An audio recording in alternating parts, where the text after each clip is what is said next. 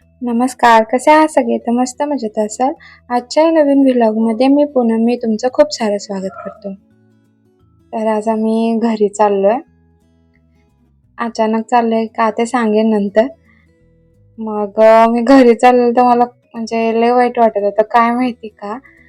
ह्याला सोडून जाऊचं वाटत नाही आणि म्हणतात ना, की तुझं माझं जमेना तुझ्याशिवाय म्हणजे तुझ्या वाचून करमेना. तशी हालत आहे आमची. एकदम म्हणजे अक्षरशः मी रडतच होतो. जाऊ पण वाटत नव्हतं आणि जाऊ पण वाटत होतं. काय सगळं असंच झालं होतं. मग आमची बॅग पॅक झाली आणि आम्ही जायची वेळ आली. पण अनया खुश होती. तिला काय आजीकडे जायचं म्हटल्यावर खुश होतीच कायम.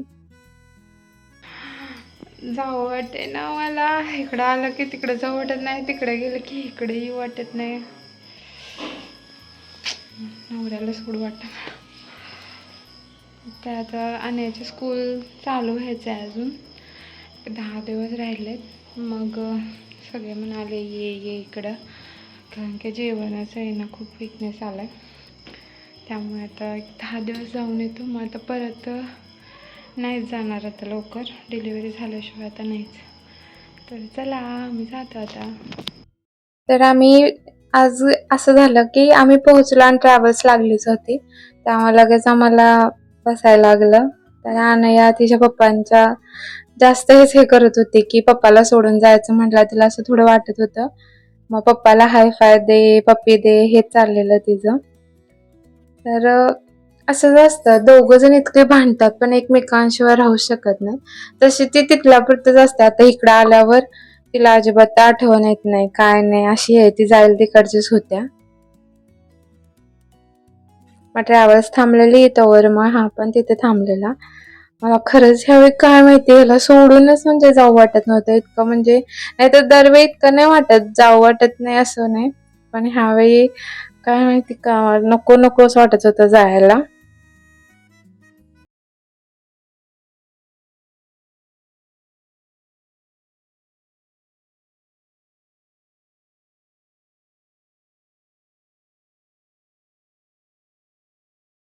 झाली तर जाता जाता सोबतच चाललेलो आम्ही. असं वाटत होतं उतरावं नाही तर खिडकीतून उडी मारावी आणि जावं ह्याच्यासोबत. इतकी बेकार कंडिशन होती. मग आम्ही पोहोचलो इथे. पोहोचल्यानंतर पप्पा न्यायला आले. तर ह्यावेळी लवकरच पोहोचलो, म्हणजे 4:30ला तर मी पोहोचलेलो.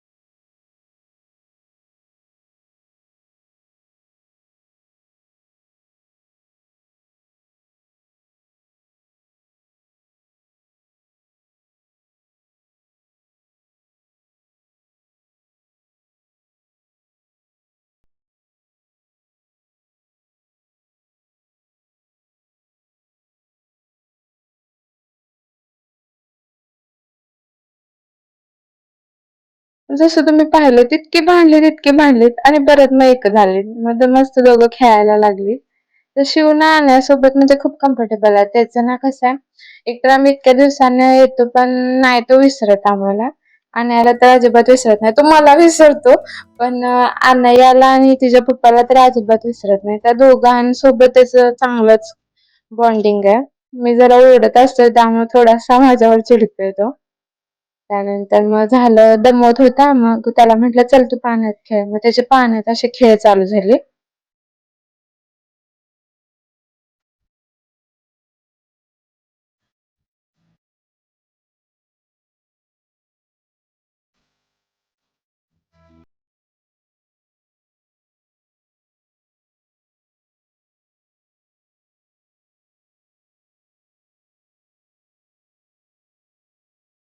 तर अचानक येण्याचं कारण असं की माझी तब्येत एकदमच म्हणजे बिघडायला लागली, बरं व्हायला लागली, असं व्हायला लागलं.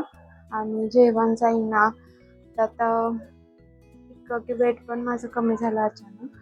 त्यामुळे मग घरचे सगळे म्हणायला लागले की तू ये, नाही तर आम्ही न्यायला येतो.